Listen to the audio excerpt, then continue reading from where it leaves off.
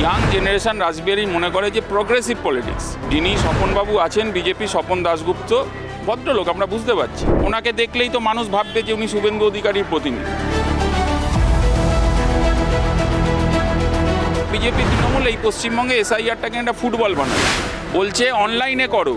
মানুষ তো এত জানেন না, মানুষের কাছে তো পৌঁছয়নি নির্বাচন কমিশন, তো কোর্টের ঘাড়ে বল ঠেলে দিয়েছে। তাহলে কোর্টই নির্বাচনটা করা, এটা একটা এনার্কি ছাড়া আর কিছু নয়।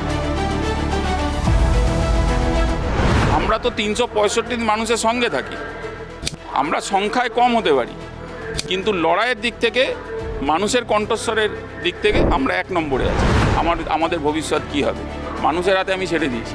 মানুষ মালিক, আমরা তার কণ্ঠস্বর। এবারে 2026-এর নির্বাচনে অন্যতম নজরকাড়া কেন্দ্র রাসবিহারী বিধানসভা কেন্দ্র, আর সেখান থেকে এবারে কংগ্রেস প্রার্থী পরিচিত মুখ আশুতোষ চট্টোপাধ্যায়। আশুতোষ রয়েছে এই মুহূর্তে আমাদের সঙ্গে। আশুতোষ, আমাদের সময় দেওয়ার জন্য অনেক ধন্যবাদ। প্রথমেই বলছি, এই কেন্দ্রে একদিকে স্বপন দাশগুপ্ত, দেবাশিস কুমার, সেখানে দাঁড়িয়ে তোমার লড়াই কতটা কঠিন? প্রথম কথা, বাংলায় দুটি ভাই আছে। একটি ভাইয়ের নাম বিজেপি, অপর ভাইয়ের নাম তৃণমূল।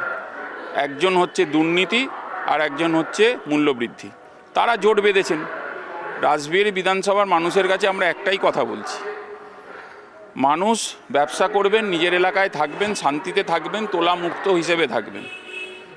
প্রশাসনের কাজ করবে, স্বচ্ছ প্রশাসন গড়তে হবে এবং প্রগ্রেসিভ পলিটিক্সের কথা ভাবতে হবে, যেটা জেন জি মনে করে। ইয়াং জেনারেশন রাসবিহারী মনে করে যে প্রগ্রেসিভ পলিটিক্স, যে প্রগ্রেস মানুষের দোরগোড়ায় গিয়ে পৌঁছবে, কোনো দলীয় কার্যালয়ে গিয়ে পৌঁছবে না। এবং আমি তো রাসবিহারীরই ছেলে, আমাকে তো বালিগঞ্জ থেকে হেলিকপ্টার করে এখানে আসতে হয়নি। যিনি স্বপনবাবু আছেন বিজেপি, স্বপন দাশগুপ্ত ভদ্রলোক, আমরা বুঝতে পারছি। কিন্তু ওনাকে দেখে তো মানুষ শুভেন্দু অধিকারীর মুখটা চোখের সামনে ভেসে উঠবে। ওনাকে দেখলেই তো মানুষ ভাববে যে উনি শুভেন্দু অধিকারীর প্রতিনিধি, উনি অমিত শাহর প্রতিনিধি। ওনাকে ভাববেন, উনি ভাববেন, মানুষ দেখে ওনাকে ভাববেন যে উনি এলপিজির প্রতিনিধি, যে এলপিজির দাম বেড়ে গেছে। তাহলে এই যে অবস্থা, এবং এসআইআরের মানুষের নাম কাটা গেছে 3,500, যে ওয়ার্ডে তুমি দাঁড়িয়ে রয়েছো এই মুহূর্তে, আমরা তাদের হয়ে লড়াই করছি। আমাদের কর্মীরা প্রত্যেক দিন হেল্প ডেস্ক চালাচ্ছে, মানুষের কাছে পৌঁছচ্ছে, যাতে নাম যাদের কেটে গেছে, কারণ 3-4 দিন মাত্র সময় আছে। এবং আশ্চর্যের ব্যাপার, আজকের আপডেটটা তোমাদের শেয়ার করে রাখি, তোমাদের জানা দরকার প্রেস মিডিয়ার, যে অ্যাপিলিয়েট যে অথরিটি গোপালনগরে খোলা, সেটা বন্ধ, আজকে বন্ধ, লোক নেই। প্রায় 30টা অ্যাপ্লিকেশান আমার নিজের ওয়ার্ড থেকে গেছে আজকে, সেখানে লোক নেই নেওয়ার অ্যাপ্লিকেশানের। বলছে অনলাইনে করো। মানুষ তো এত জানেন না, মানুষের কাছে তো পৌঁছয়নি নির্বাচন কমিশন। তাহলে এটা কি হচ্ছে? এটা একটা এনার্কি ছাড়া আর কিছু নয়। এবং এই গণতন্ত্রকে হত্যাকারী যারা রয়েছেন তাদের বিরুদ্ধে লড়াই করবেন।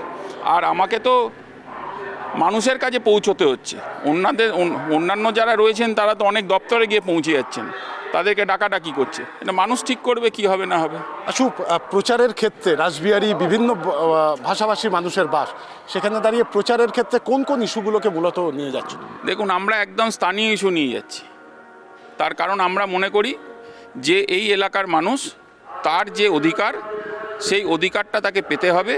সরকারি যে অর্থ, সেই সরকারি অর্থ দিয়ে নিজের এলাকা সাজানো হবে, না কোনো দলীয় কার্যালয় সাজানো হবে, না যারা দলীয় নেতা রয়েছেন তাদের বাড়িতে শুধু উন্নয়নটা পৌঁছবে, বাকিদের পৌঁছবে না, এটা নয়। আমরা মনে করি রাসবিহারী বিধানসভা কেন্দ্রে যে ওয়ার্ডে যদি দাঁড়িয়ে আছো, এই ওয়ার্ডে চলে যাও বুলেভার্ড, টাকা উঠছে। এখানে চলে যাও 41-এর নোটিশ মানুষের বাড়িতে পৌঁছে যাচ্ছে কাউকে ভালো না লাগলে, এবং ইত্যাদি ইত্যাদি, এরকম অনেক বিষয় আছে। রাস্তাঘাট এখনও ঠিক হয়নি, একই জায়গায় পড়ে আছে। আমাদের বক্তব্য হচ্ছে প্রতিহিংসা নয়, সঙ্গে থাকতে হবে মানুষের। রবীন্দ্র সরোবরকে দখল করা চলবে না। এখানে বহু মর্নিং ওয়াকাররা রয়েছেন যারা সকালবেলা রবীন্দ্র সরোবরে যান। আমরা তো 365 মানুষের সঙ্গে থাকি। আমরা সংখ্যায় কম হতে পারি, কিন্তু লড়াইয়ের দিক থেকে, মানুষের কণ্ঠস্বরের দিক থেকে আমরা 1 নম্বরে আছি। তুমি রবীন্দ্র সরোবরের প্রসঙ্গ তুললে, এবং আমরাও বারবার দেখেছি বিভিন্ন ইস্যুতে এই রবীন্দ্র সরোবরকে সামনে রেখে তুমি আন্দোলন প্রতিবাদ করেছো। এটা কি তোমার মনে হয় রাসবিহারী বিধানসভা কেন্দ্রে তোমার প্রার্থী হিসেবে একটা বেশি ডিভিডেন্ড দেবে? আমি যেদিনকে লড়াই করতে গেছিলাম রবীন্দ্র সরোবরকে কেন্দ্র করে, আমি ভাবিনি আমি প্রার্থী হব। আর আজও আমি মনে করি যে আমার প্রত্যেক দিনের যে লড়াইটা, জাতীয় কংগ্রেসের পতাকাকে সামনে রেখে, আমি একজন তার পার্টির সৈনিক, রাহুল গান্ধীর সৈনিক। আমার কোনোদিনও মনে হয়নি যে ভোট কি পাবো না পাবো এই নিয়ে তো লড়িনি। আমি মানুষের কাছে পৌঁছচ্ছি এবং তাদের যে দৈনন্দিন সমস্যা সেটা নিয়ে কথা বলছি, সেটা কি করে সলভ করা যায়। কারণ আমি বলছি, আমি কোনো মানে কে আমার কাছে তৃণমূল, কে আমার কাছে বিজেপি, কে সিপিএম, সেটা নয়। আমার কাছে মানুষ। আমি দল মত নির্বিশেষে মানুষের কাজ করতে এসেছি। মানুষ যদি সুযোগ দেয় আমি কাজ করব, নাহলে করব না। এই হচ্ছে খুব পরিষ্কার বক্তব্য। আসলে যদি জোট হতো তাহলে কি মনে হয় লড়াইটা আরেকটু সহজ হতো? দেখুন, প্রথম কথা, রাসবিহারী বিধানসভা কেন্দ্রে সিপিআইএমের কোনো প্রার্থী নেই এবং আমি 2016 সালেও জোটে লড়েছি, 21 সালেও জোটে লড়েছি। যারা সেই সময় আমার হয়ে লড়েছিলেন বামপন্থী ভাইরা, তাদের প্রতি আজও আমি কৃতজ্ঞ বলে আমি মনে করি।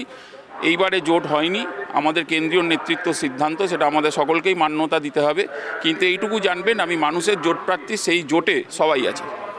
এসআইআর ইস্যুর কথা তুমি বললে, এসআইআর নিয়ে তুমিও ধারাবাহিকভাবে, প্রদেশ কংগ্রেসও ধারাবাহিকভাবে লড়াই করেছে।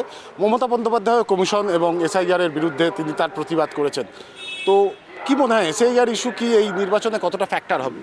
দেখো, লড়াই করা, ফুটেজ পাওয়া, ছবি ওঠানো, ফেসবুকে দেওয়ার ভেতরে ডিফারেন্স আছে।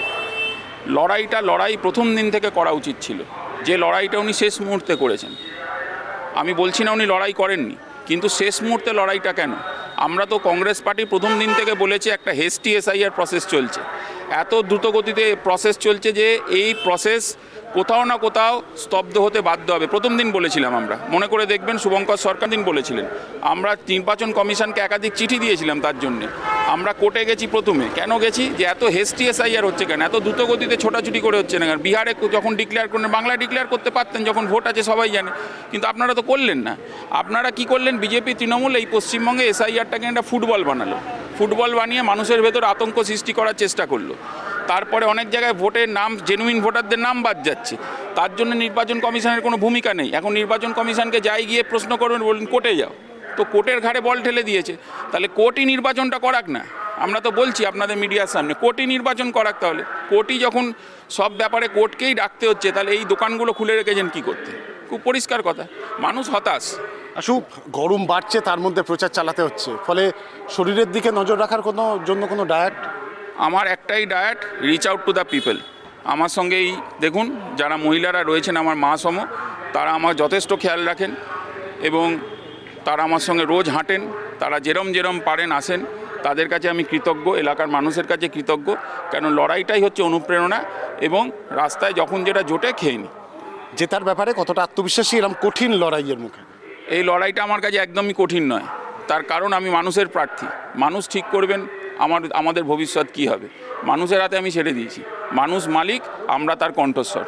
অনেক ধন্যবাদ। আমরা কথা বললাম রাসবিহারী কেন্দ্রে কংগ্রেস প্রার্থী আশুতোষ চট্টোপাধ্যায়ের সঙ্গে, এবং তার যেটা বক্তব্য যে মানুষের জোট প্রার্থী তিনি এবং মানুষের আশীর্বাদ তিনি পাবেন।